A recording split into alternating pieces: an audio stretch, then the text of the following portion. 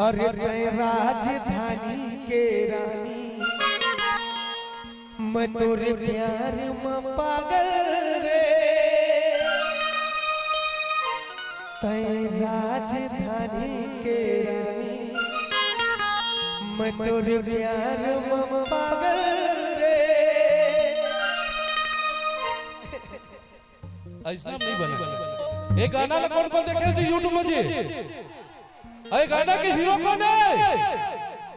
शशि रंगीला जी है ना? तो थोड़ा सा बनना चाहिए ना स्टेज में। एक बार जोरदार ताली। मन अलग चीज है और वीडियो अलग चीज है। कैमरा के सामने अलग होते और वीडियो अलग होते। मैं तोरे प्यार में पागल रे। पल पल तड़पाथे पगली तोरे पाँव के पाल रे। तै राजधानी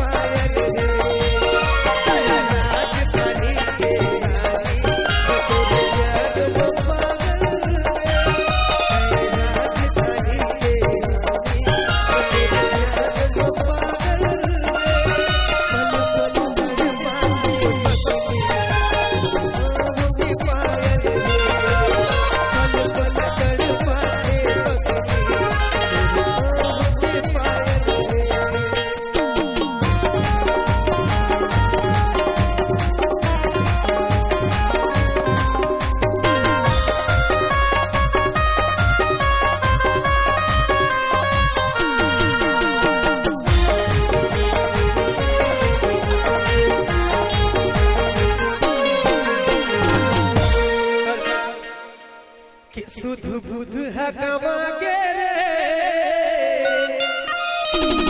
और देवता भुला गे। इतनी दुनिया में अब सही है कि सुध बुध है कमा के वो और देवता भुला गे ना। अतुर प्रेम के रस रानी अनमोल पिया दे। मोर बजा के और सही कि सुध बुध है गवा के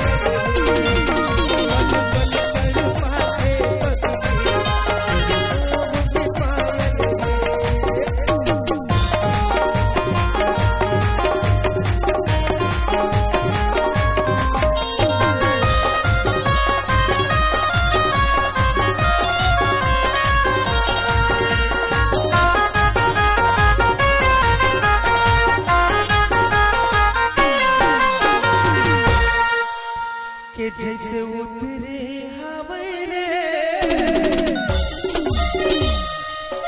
सरगले हुस्न परी औ होठ मधुशाला तो